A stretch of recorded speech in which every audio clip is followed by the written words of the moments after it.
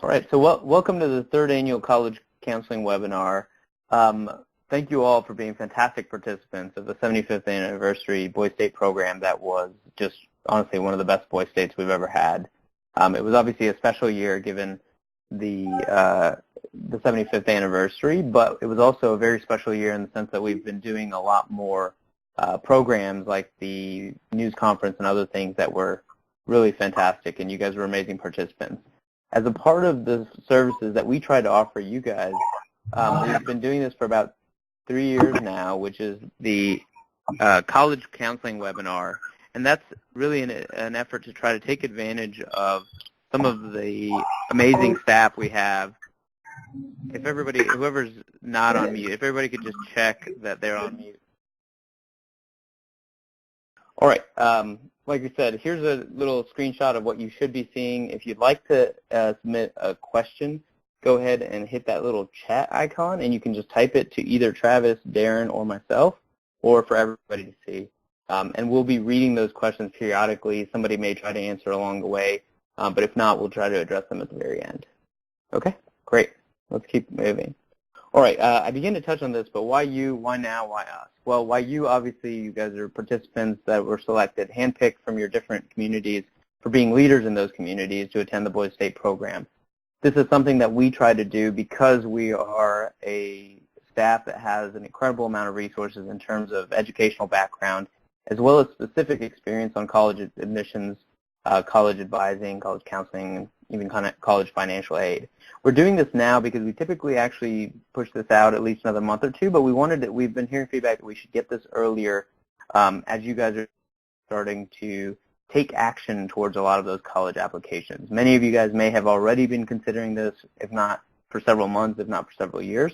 But if you haven't already, you're not behind, but that's why we wanted to move this program up a little bit earlier to make sure you're not getting behind and just starting to think about this in October, November.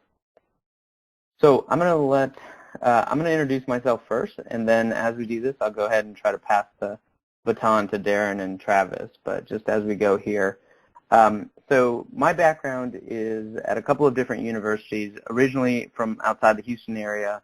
I attended Rice University and was a political science major there, but I was also pre-med, and directly after that attended Duke University for medical school. And while at Duke, I split a little bit of time and attended Harvard University, following up on my interest that was really kind of sparked by the Boys State program in public policy, getting a master's in public administration. Throughout that time, almost the full time, I was also teaching regularly for the Princeton Review, specifically SAT courses and college prep. So that's where my background really lies in terms of a lot of the things that we'll be talking about, especially college applications. And then I'm going to go ahead and now try to pass that to Travis so you can go ahead and speak. Let me make sure. Just one second. Let me get Travis in. Travis, go ahead and press *6 if you're on your phone. This might let you in. My name is Travis Arriaga. I have several roles at the community college I work in. I work for a Title V grant, a student success grant, and I'm also an adjunct speech instructor. I have background in the admissions and financial aid areas.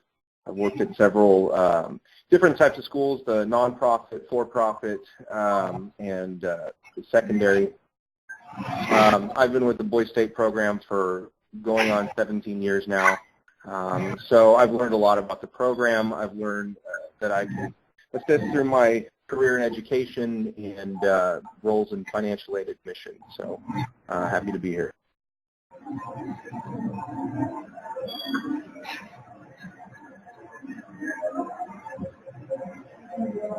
Great. Darren, go ahead. Hi, everyone. My name is Darren Brabham, and I'm a professor at the University of Southern California in the Annenberg School for Communication and Journalism. I teach public relations and new media courses. I went and did my bachelor's degree at Trinity University in San Antonio, which is a small liberal arts school, and then did a master's and PhD at the University of Utah, went on and taught at the University of North Carolina, and now at USC in LA. So I can speak to what it's like to teach in large universities and what it's like to attend university in a large university and liberal arts school. Great. And you can hear that Travis has obviously a wealth of experience in the administration's role, and both of these staff members have experience teaching in the college environment, and therefore are familiar in what they're looking for in terms of extracurriculars, essays, etc. Are you guys getting an echo from me? There we go. Okay, great. So let's show you guys what we're going to be talking about here.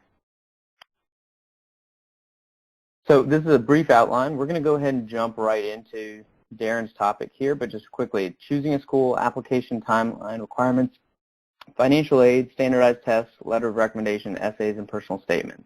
If you guys have any other questions beyond that, please go ahead and just start typing them into the chat, and we'll try to get them either along the way or afterwards. Darren, I'll let you take it from here and put mine on mute. Okay, so Austin, I'm going to let you advance the slide to the next slide on choosing a school. So when you're thinking about what schools to choose, it's more simple. I mean, it's more complicated than just a simple, do I like this school, do I follow this sports team and the like.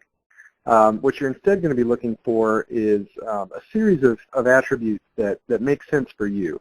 And it's not going to make a lot of sense maybe for your friends or people who went to school, to that same school in your family over the time. And you need to think about various factors such as size, fit, the type of majors that are offered, and so on. So you'll see the slide that's popping up right now.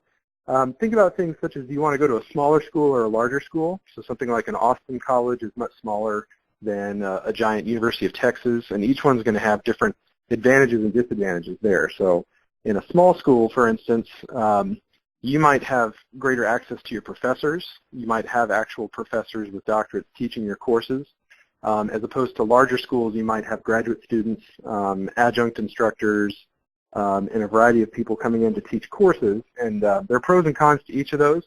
Doesn't necessarily mean they're better or worse teachers, but it usually will mean that your professor may or may not be engaged in research on a regular basis, maybe teaching to a larger class of hundreds of students at a time versus a smaller one, how approachable the professor is, that kind of thing. Also means that you might have better access to lab equipment and various other equipments and facilities. At a smaller school, for instance, if you want to major in astronomy, you might be able to access the telescope by your sophomore year, your freshman year class, whereas a large university, you might not reach it, get to use the telescope until you're a senior or maybe even a graduate student. Also think about the difference between rural and urban campuses. There's a lot more to do in larger cities in terms of a social life, but rural colleges can have their benefits as well. It's much more of a college town feel, and everybody's kind of knows each other better. Think about how far it is from you. That makes a lot of that matters a lot if you want to fly home, for instance, for Thanksgiving and Christmas, and other holidays throughout the year. If you live, on the other side of the country, becomes very expensive over time. Whether you want to go get a broad education or something more specific. So if you want to get, a criminal justice training, then Sam Houston State would be the place for you because they do something specifically in that area. University of North Texas, known for music and the like. Something like a Rice or a Trinity or other schools kind of emphasize more of a liberal arts or a broad approach to learning, where you'll get a taste of all sorts of subjects. Think about the local name. How far does the brand carry versus a national name like a UCLA, which most people have heard of, maybe because of sports, versus something that might be more regionally known. Whether you're going to live on campus or commute, whether it's more of an undergrad-focused institution or graduate-focused. So you'll be going for your undergraduate degree, that would matter there. And then regional sports, if going to a big sports institution, if that matters to you, then you'll want to go to a place that has a reputation for that, something like a UT, an A&M, a Duke University, you name it, much more renowned for that versus much smaller sports program or no sports program at all. And also consider the diversity of the student body. So in this, we've shown examples here between something that's really diverse, such as the University of Houston, which I believe is the second most diverse, racially and ethnically diverse campus in the U.S., and also has a number of international students from all over the world, versus a more homogeneous campus that might be mostly white students, for instance, with very few ethnic minorities, or in this instance, the historically black college and university, such as Howard University, or Texas Southern University, which might have a more homogeneously black African-American population. So there are many things to consider, some of which you may have thought about, but it all comes together to create kind of a composite idea of what your ideal school will look like. So I'm going to pass on to the next slide.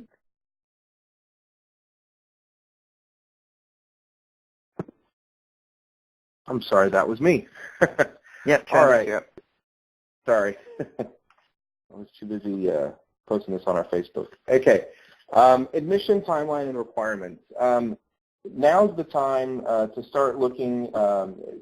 The college admission counselors are in the process of gearing up for their college fair season. So you'll want to look out for different college fairs in your area. Some schools host them.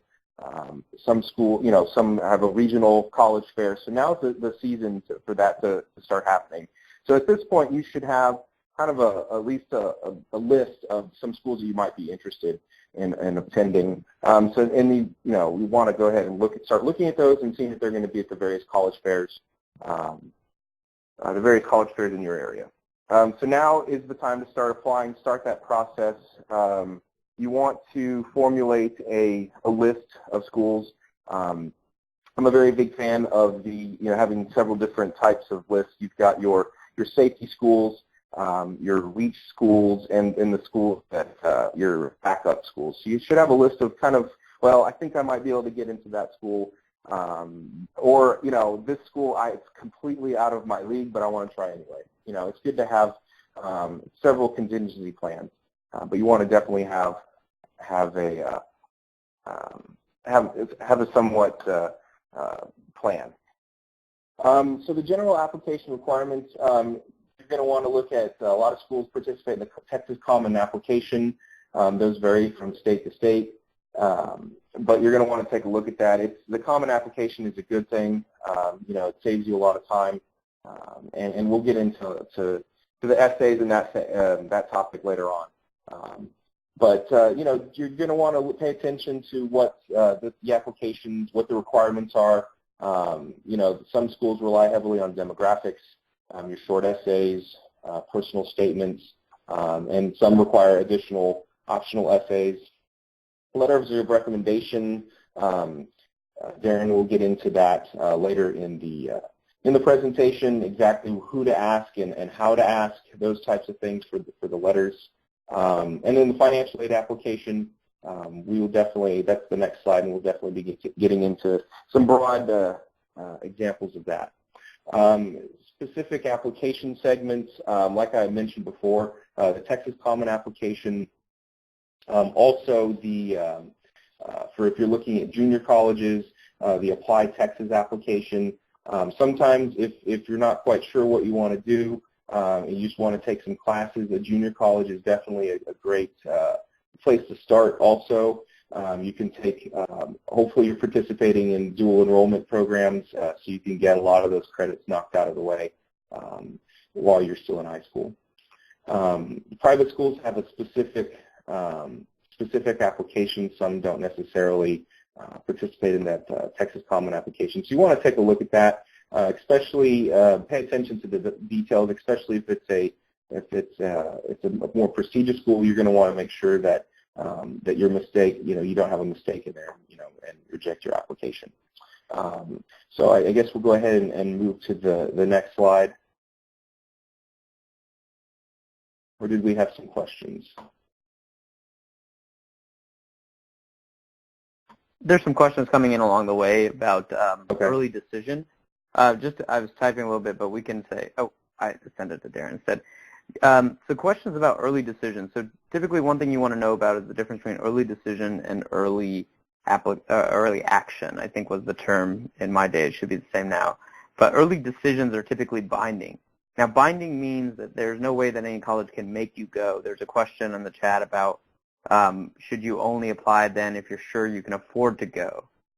Travis is just about to start talking to financial aid, but one thing that I highly recommend is financial aid decisions can come later, and typically most schools, especially schools that you guys are talking about here in the chat like Rice, are trying to meet 100% of need. Now their definition of need may be a little bit different than yours, But I strongly advise every student that I talk to apply, get in, and then see if it's possible to get financial aid you need to make it possible.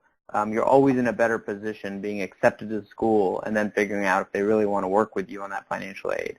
If for some reason you can't, even if you're early decision and you have to break that commitment because of financial restrictions, that's understandable. They're not going to hold you at fault for that. What you shouldn't be doing is applying multiple schools early decision to where you have multiple acceptances and therefore commitments, because now you're going to have to break one or more, and that's troubling to most of those schools, and they may talk and actually rescind offers. So I hope that's clear to everyone. Sorry, go ahead. I didn't mean to say this under Travis. Oh, no. That was fine. That was excellent. That was right on. Spot on. So yes, so the next slide that we're looking at here is just some general financial information. If you're looking at different types of schools do things a little differently, whether you're looking at schools that may not necessarily receive state aid, if you're looking at different states. So this is just a broad topic. Some things have changed. I'm not currently a financial aid officer, so I couldn't speak to some of the things that have just happened, but I can give you some very basic information, and hopefully that'll guide some conversations later with your financial aid representative with the school you're looking at. So the financial aid timeline, Asim's already alluded to this.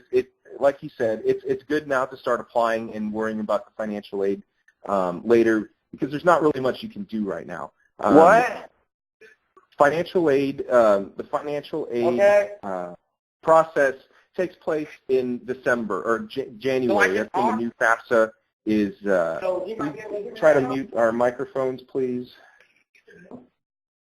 The brand new FAFSA will come out in December.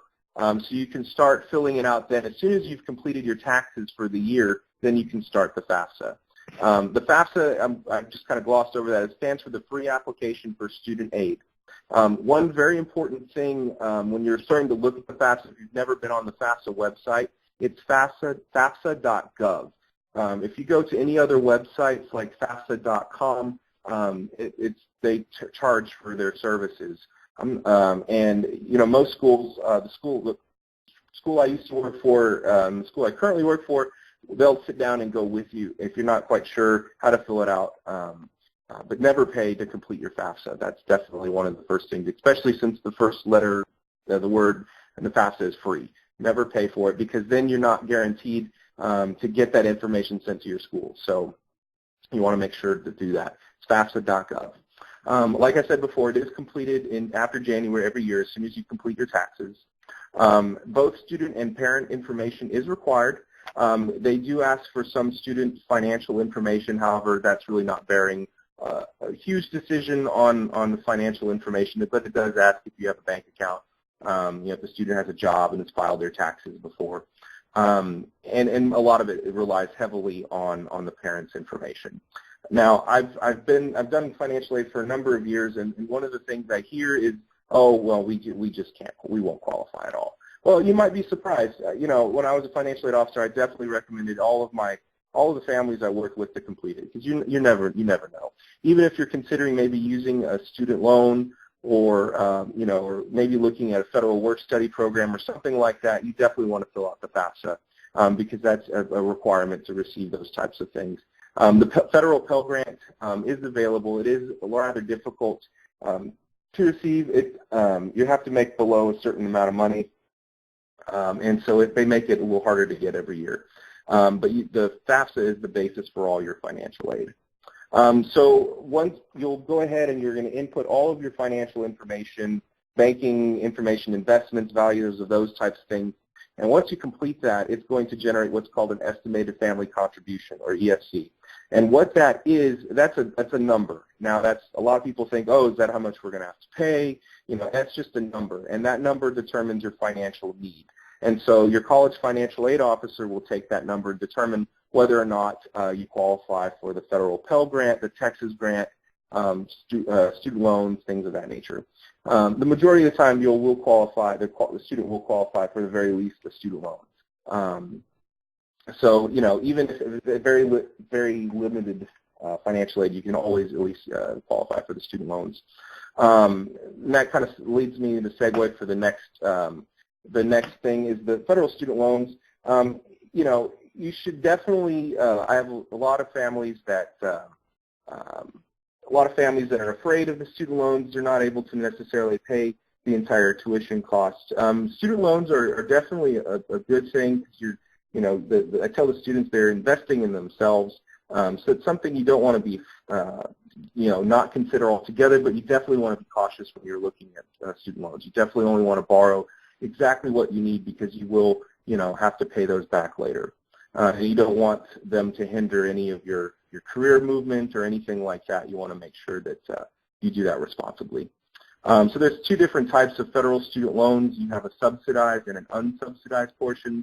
The difference between the two, the government will, on the subsidized portion, will pay the tuition, the interest on that loan while the student is in school. So it generates no interest. This is something you have to qualify for, and based on the EFC, you may qualify for that. Unsubsidized loan is exactly the opposite. It will generate interest while you're in school. Now, with the unsubsidized loan, the interest rates are fairly low, so I mean that's not, at the very least, I always recommend it to my students to go ahead and at least try to keep up with the interest. $20, a quarter or something like that. It's not a huge amount of money. So it definitely will cut down the overall amount that you have to pay back. The next item on the list is the Federal Plus loan. This is a parent loan for. So if you've exhausted all your funding, you've used the student loans, and then you're left with a balance. And if you're not able to pay that balance, the parents can definitely can take out a Federal Plus loan. It is the student loans are not based on credit, but the parent loans are. So there's a separate application. They'll have to run your credit as if you're like applying for a credit card or a car loan. They will run your credit. And then you'll get a decision whether or not you're approved or not. And generally, you can borrow up to the cost of tuition with the Federal Plus loan. You want to be very cautious when you're borrowing, and, to make sure that the Federal Plus loan will always stay in the parent's name. I've had families ask, well, my student's out of school now, can I put that loan in their name? And the answer is no, it's for you, and the parent will always have that loan. So you want to be responsible and cautious with that. The last thing on the list here is scholarships. Now is the best time to start looking at scholarships. There's a couple websites that I would recommend. One of them is called fastweb.com, and basically what that is, you put in all your information, your demographic information, hobbies, sports, those types of things, and what it does is it brings up scholarships that might fit you based on the information that you put in. So it's a good place to start. There's generally scholarships for anything that you're into. If you're a left-handed, polo player or something like that, you collect their stamps. I mean, there's different scholarships out there, so you definitely want to take advantage of that. The majority of them require some sort of essay. At least try to do one a week or something like that. It's a good thing to do. It's something I wish I had done more when I was in high school, and the beauty with scholarships, the worst thing they could tell you is no, and then you just keep going. And once you're in college, that process of applying for scholarships shouldn't stop. You should definitely continue to apply for scholarships. Again, something I wish I had done. Hindsight is 20/20, and so that's one thing I always would pass on to my students, is it's something you'd want to do. What I definitely want to also talk about. With scholarships, you want to be cautious. You should never pay to apply for a scholarship, that type of thing. You want to be very cautious. If they ask for any money up front or any of your, credit information, stuff like that, we'll be definitely cautious about that. If it seems too good to be true, it most likely is. You should definitely proceed with caution about that.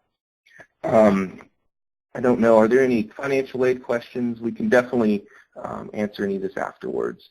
But that's all I have. All right. Great. The last thing, before we move on to the SATs, there was one question online which I'll address in just a second. But before I forget, let me reiterate. I always recommend to students, start with the application. Don't assume you cannot get in. because of financial aid, you are always in a better position being accepted to the school and then applying for financial aid and worrying about that afterwards. At worst, you'll be out an application fee, but in all likelihood, it's difficult to predict what financial aid, as Travis said, that you may or may not qualify for. And Travis, here's a question for you. Is it true that even if you suspect that you may not be eligible, you should apply to the FAFSA, if nothing else, because one, you may be eligible, but two, that is how they determine if they're going to give you other types of aid they may find for you. That's exactly the case? Right. Yep, that's exactly right. So in other words, if you don't apply, all you know is you definitely will not be getting anything. That's right. Yeah, if you don't apply, they even if it's not a need-based type of funding, a lot of schools still require a FAFSA. Okay, and there's an interesting question about cognitive science on there. Let me put that on hold. Let me get back to it because that seems like a very specific one, or come back to it just at the very end during Q&A. But let's keep going just to make sure we've finished on time since we had some of the other technical difficulties along the way. Okay, here we go. So let's, we skipped that. Okay, so I'm going to talk about standardized test prep. And typically it used to be majority SATs, but now ACT has grown quite a bit in popularity. I always get the question, which one do you recommend taking? Honestly, whichever one you prefer in terms of the subject content. So the SAT is a generalized test that tests mathematics and a lot of verbal and writing skills, whereas the ACT also has a science section. So if you feel like you're stronger in that, you might do well.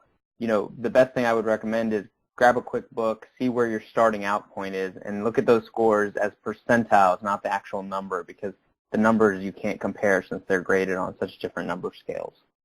Let's start with the first thing here. You can't study for the SAT or, in other cases, ACT. This is a complete myth. I don't know why this was always propagated. It was always propagated in my day, and it was, I'm assuming, persists so because I still get asked this question. That is not true. The SAT used to stand for the Scholastic Assessment Test and the Scholastic Aptitude Test, and now they've actually removed all meaning from the acronym because it's not necessarily a good test of either of those things. It is a standardized test because colleges need to have some way to compare somebody from a rural town in Pennsylvania to an urban center in California, and therefore some sort of standardization is required. In a perfect world, we could compare and look at every student individually 100% and know how they rank or how they would have done in reverse situations, but we can't. So you need standardized tests.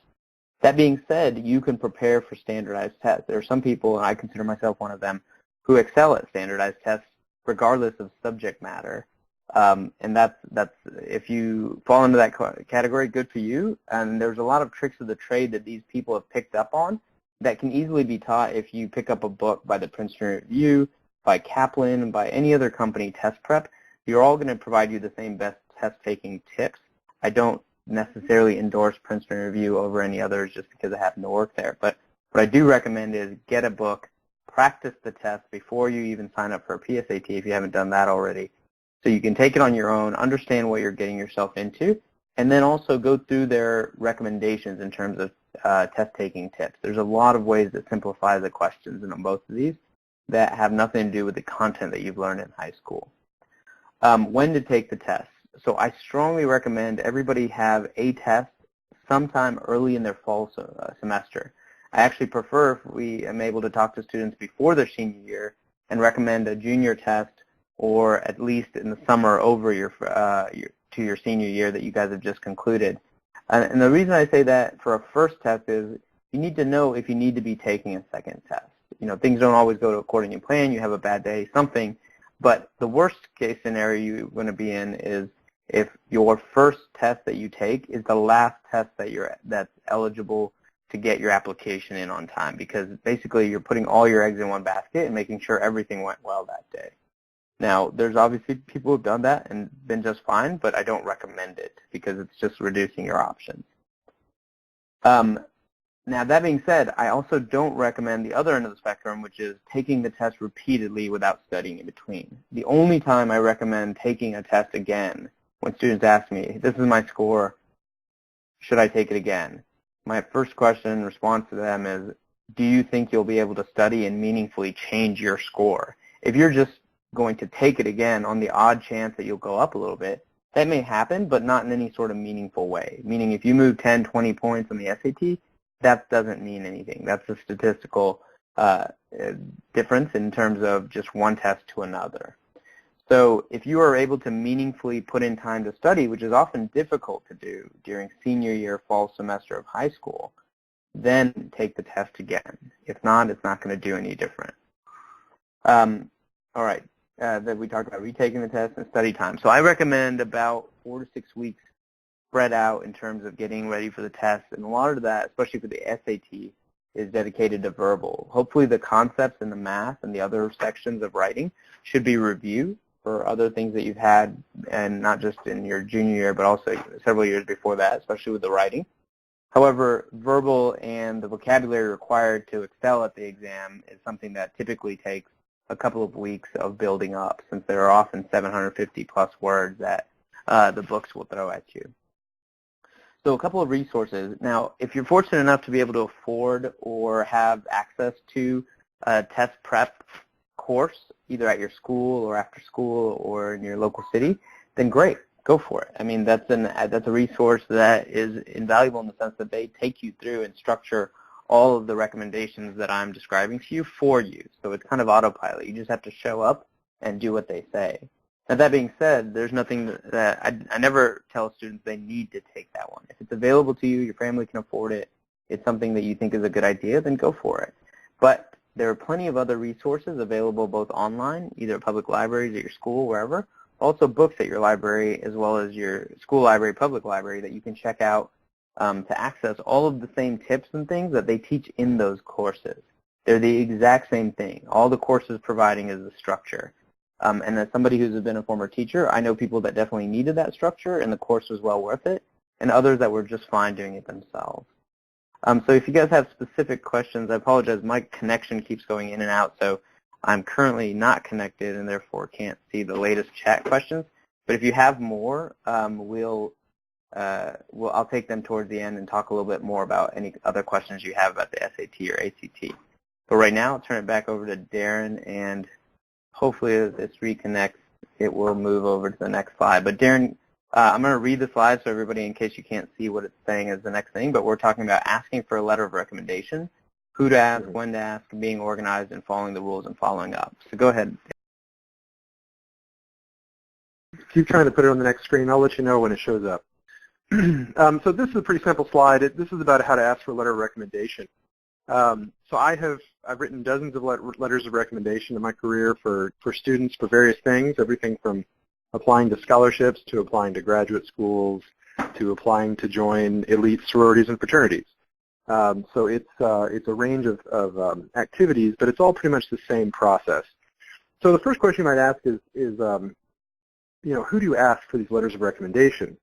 And I think there's a tendency for people to try to aim as high as they can in terms of someone's job title.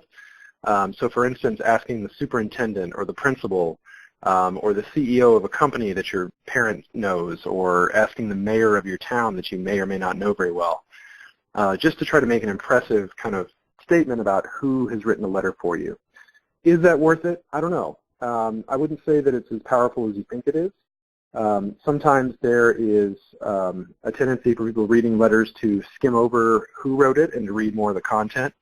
I would say that you should err on the side of getting somebody to write a letter for you who can really speak to your strengths in really specific ways, more so than finding someone who has a big title. So if you get the CEO of a company in town that your parents know to write you a letter, if they can't speak to who you are, what your character is, how good of a student you are, how hard of a worker you are, how ethical you are, you name it, then it might not be worth it. We're back being recorded. Great. So, so getting somebody to write a really specific letter takes a lot of time to write, so give them time. And be organized when you do it. So what I prefer to get when somebody asks for letters of recommendation, usually they're applying to a couple of graduate schools or a couple of scholarships, and they're going to need various letters that are tailored in certain ways, sent to various addresses by certain deadlines. Or sometimes they involve online systems that have passwords and all sorts of things. So the best thing you can do for your letter writers is give them a little spreadsheet or a form that's all written down that says, hey, by this date, I need you to write a letter of recommendation that's tailored. Really want you to speak to my leadership strengths that you've seen me do on the field, or really speak to my, creativity that you've seen in the art class. And it needs to go to Baylor University, and it needs to go to this address. It needs to be a sealed envelope with your signature on the flap by this date. Be really specific and have that be an entry. So that way you can hand a calendar or a spreadsheet to a letter writer, and they've got everything they need in front of them. Don't ask a letter writer to go track down email addresses they need to send it to, or how to log into various systems. Really, really help them out. They're doing you a really big service. And the last thing is follow the rules and follow up. So if an application process says do not send more than 3 letters of recommendation, then do not send more than 3 letters. If they say letters of recommendation need to be 1 page long, then make sure they're all just 1 page long. But if they say you need at least 3 letters of recommendation, then that doesn't mean you have to only send 3. I would recommend maybe 4 or 5 if you feel like you can get a collection of people who collectively can speak to the whole person that is you. So if somebody can speak to your service, someone can speak to your leadership, someone can speak to your academic credentials, and so on. That's the kind of thing that will help you out. But don't go overboard. Don't submit 7, 8, 9 letters when they say 3. And follow up. So last thing you should do is always let your letter writers know what happened. We write a ton of letters, and we never really find out if it worked. And it's really great to hear and maybe get a thank you and an acknowledgement that the letter I wrote for a student ended up getting them into a great law school or got into college or got them a scholarship. So I really like to hear that, so make sure you follow them up. And I think that does it for letters of recommendation. We can answer more questions at the end. So I think moving on to slide number 6 then, Austin.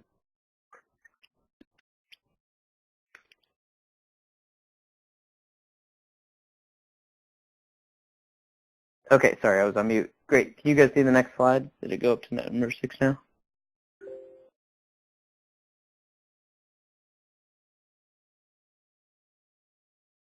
What? Just a second. Can you guys see number 6 now? Yep. Okay. Great. All right, so let's talk about essays here, and we're doing great on time.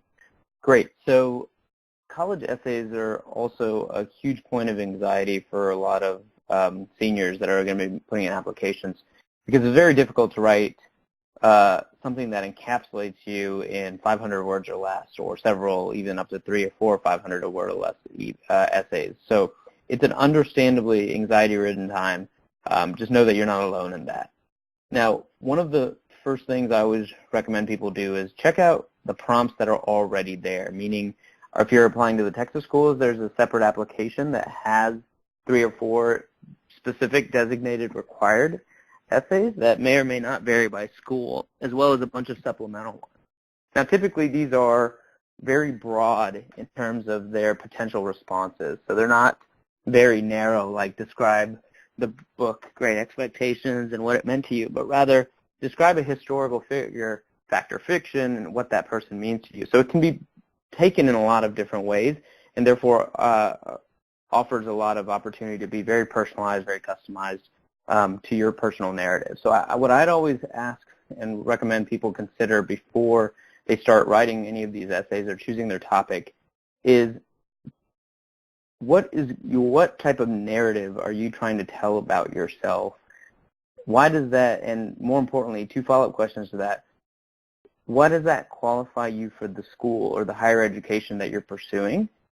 And the second one, which is very, very difficult in this day and age, is how does that make you unique? And they might not always have a perfect answer to that question because, as you may have noticed at Boise State, a lot of the things that make you unique at your school are probably very common across the board at the top students in the state, meaning you're all in band, you're all top varsity athletes, you're all close to the top of your class, etc. So you might have previously thought of those as very unique characteristics because of your one school, but now that you've had the breadth of seeing the other students at Boise State, you know that those may be a little bit less unique than you may have originally thought.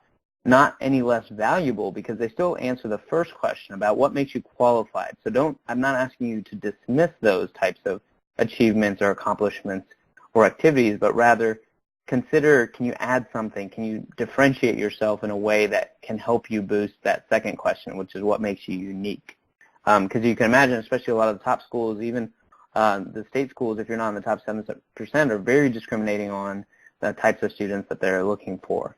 And so let's talk a little bit more, though, about that first one. What is the personal narrative? Meaning, if I ask you, tell me about yourself, the typical response I hear from a lot of students in high school has to do with, oh, I'm in X activity and Y sport and club.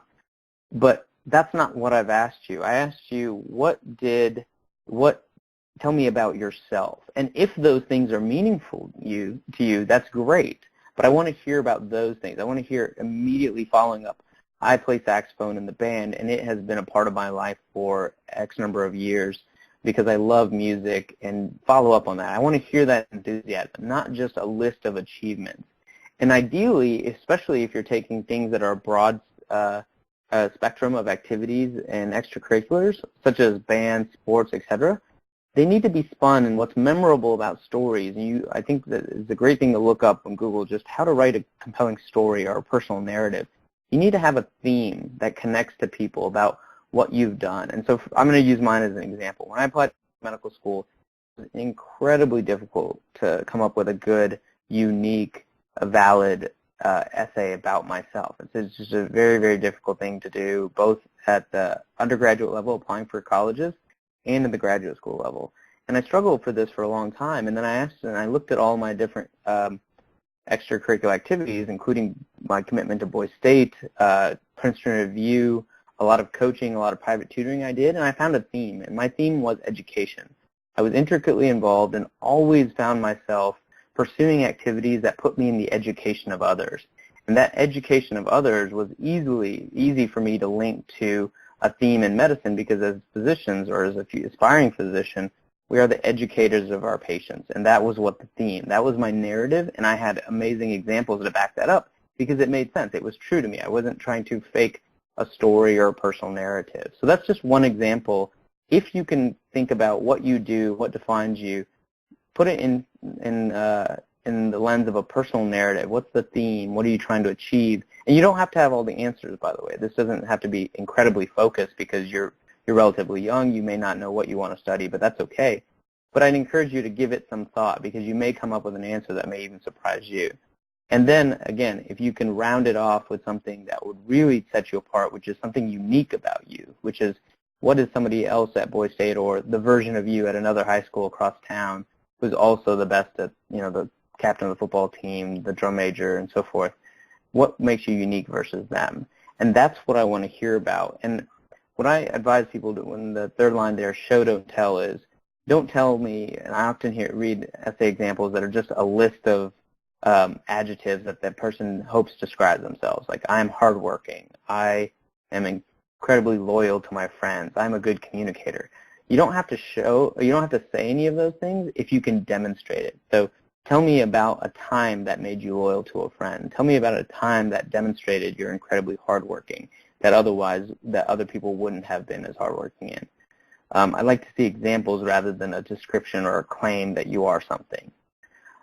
Always work on your writing style. And the feedback, the last point there is, these two are kind of connected. Writing style feedback is, unless you're just a dedicated writer and you've been practicing it, you've been getting feedback for several years, which is, I think, would be very unique in high school, you can always improve your writing. And almost everyone around you can help you improve your writing. If you don't have a teacher or somebody else that can look at your essay for you, talk to some of your friends. They will give you comments on these things that can be incredibly helpful to improve your writing. And you shouldn't take it critically, but if you're not communicating well to everybody else, then it's not good writing. It doesn't have to be complex. It's about whether or not you're getting what you're trying to say. All right, so that was a lot on college essays. Now let's go ahead and take questions. I'm going to go ahead and put it on the last one and read some of these questions that we had in the thing. So yes, you can see, okay, you can see the slides. So we'll be posting the slides as well as a link to the video. I was ideally going to be using this video, but granted, given all the technological difficulties we've had and the cut in the video when the went down, we may be posting a previous year's video, which is very similar, but you can definitely get the content. We'll be sending you all the PDF version of the document here that has some of the notes. The copious amounts of resources online. If you're having trouble sorting through them, that's completely understandable because there's so much information online, and we'd be happy to point you to individual places that you guys can look together. I don't think I put our email on here, but I'm going to put my email into the chat box here. You guys are welcome to email me individually, and Darren's put his up there already. And connect with us if we can help you. If you're looking at Trinity, if you're looking at Rice, if you're looking at USC, any of the schools that we're talking about that we may be able to help you, maybe even connect to other alumni within the Boys State Network or friends that we can, we're happy to do that. And let's go ahead and take any other questions you guys have coming up here. You guys are welcome to just type it in the box. That was a broad overview. There's obviously a wealth of information that we could dive into on any one of these subjects, so just let us know what can we help you guys with in terms of.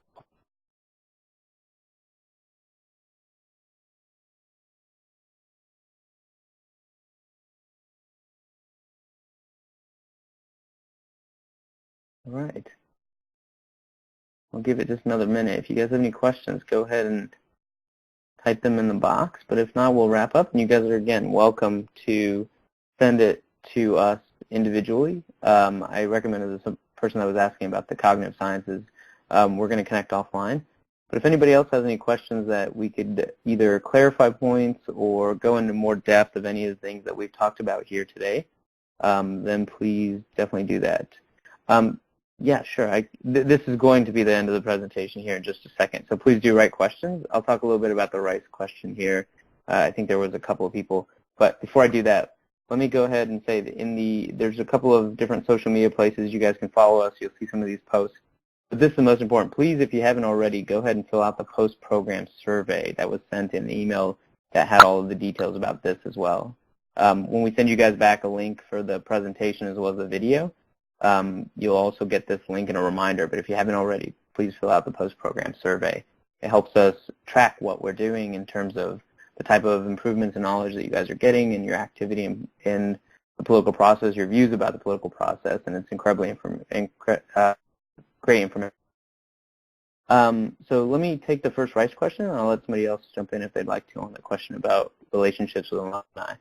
So, the only thing I would say is unique about the Rice application specifically is it's both a nerve-wracking part of the application, but I think a very unique part of the application is they have a box at the end of it. And even though they do almost, I think, everything digitally now, they still ask you to print out this box and fill it. I think the prompt is always, quote, fill this box with something that appeals to you, end quote.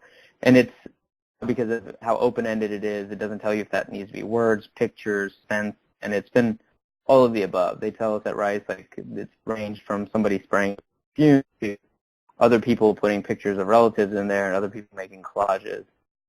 I can tell you there is unfortunately no good answer in terms of what should go into this box.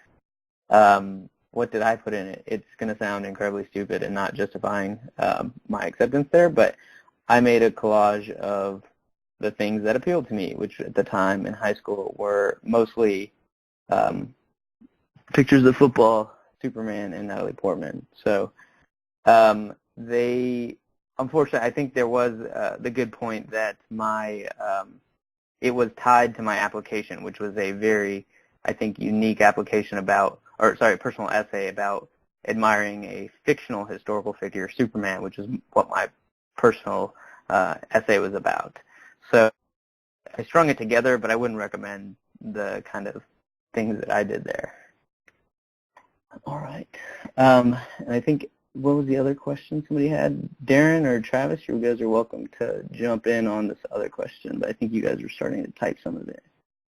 If you know an alumni, I want to make a comment about the Rice application. So it's a very interesting application. There's been a question about that.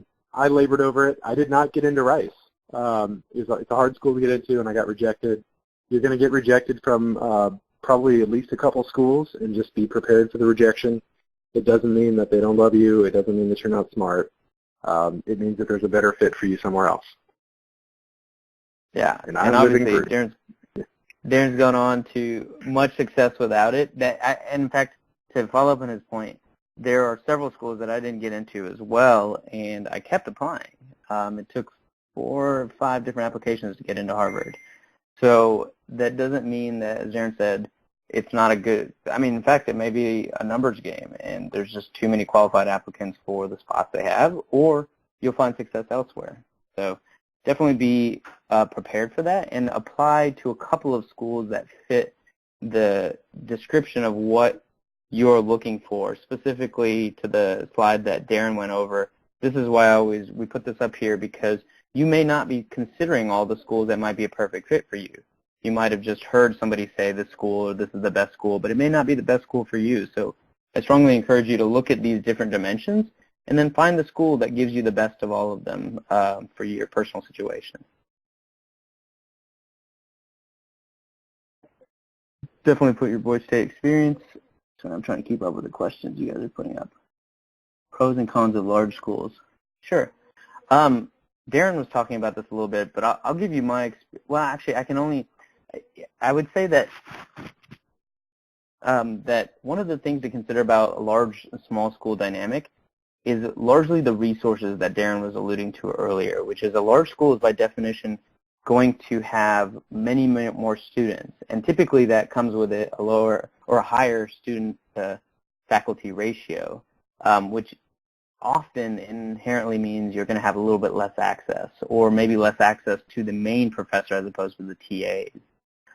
But the benefits of a large school, though, may outweigh that for you, meaning at a larger school, like let's say UT, you also have, because the department is larger, it has more funding, it may have more equipment, more access to that type of equipment. However, it may be reserved for people that are specifically majoring in that. I've also found that larger schools typically have more specific majors. At a lot of college fairs, people come up to me all the time and ask about, how is your criminal justice program? Well, at Rice, there is no such thing as a criminal justice program. And Sam Houston State University down the road in Huntsville has one of the best criminal justice programs in the country. So if you're at a larger school, you also may be getting a more specific education, meaning, let's say, another good example is Rice doesn't have a business major. It has a secondary accounting and managerial studies, whereas finance is a very big focus of a lot of the School of Business at UT and A&M and other schools. So that's going to be another trade-off that you might consider. Can you see slide 2? What was slide 2?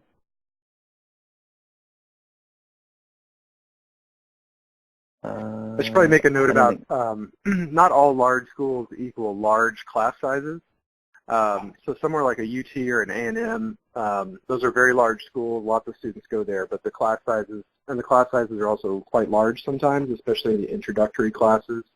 In your freshman and sophomore years, you might have several hundred students in an auditorium, which is a bit less personal, of course, with your teacher. But not all large schools have large class sizes. For instance, the University of Southern California, where I am now, our classes are quite small. So I have 16 students in a class right now at the undergrad level. The difference, of course, is that the tuition is very high at USC. So you end up paying for that kind of small class size. So there's pros and cons everywhere. But it doesn't necessarily mean that this equals this. So large school doesn't necessarily mean large class size or anonymity and not knowing your professors, but it can.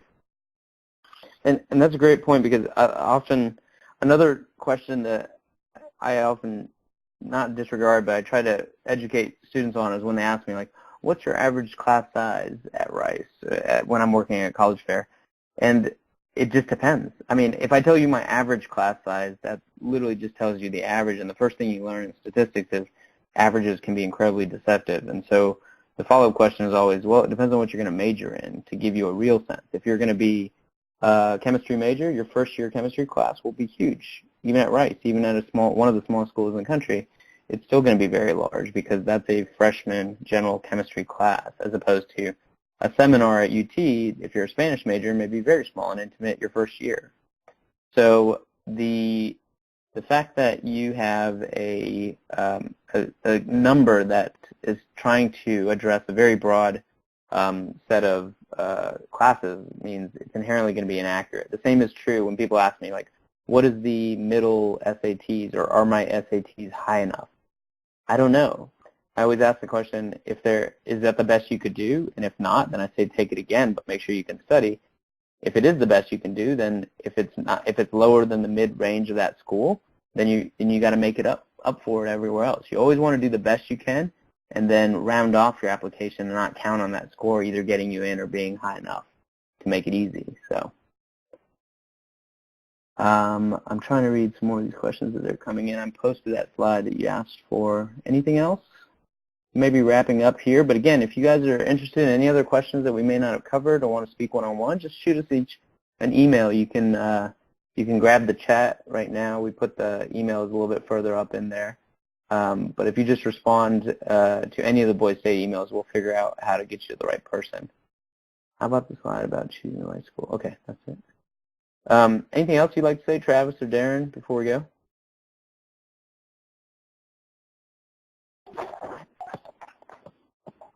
No, I'm all set. Without fail, my dog barks and fire trucks go by, so sorry about the noise. Yeah, I'm good as well. If there's any other questions, feel free to email me. I'd be happy to answer them or find someone who can. Sounds great. Well, thank you, everybody, and we will be sending out more information as things come up. Please let us know. And as Darren alluded to about the letters of recommendation, let us know where you guys get to. It was a great program for you to give us those accolades in the post-program survey, but also follow up and let us know where you guys end up at school so we can share and celebrate with you guys. All right, great. Thank you, everybody. I hope you enjoyed it. Again, I apologize for all the technical difficulties, and we will get you some of these notes as soon as possible. Bye.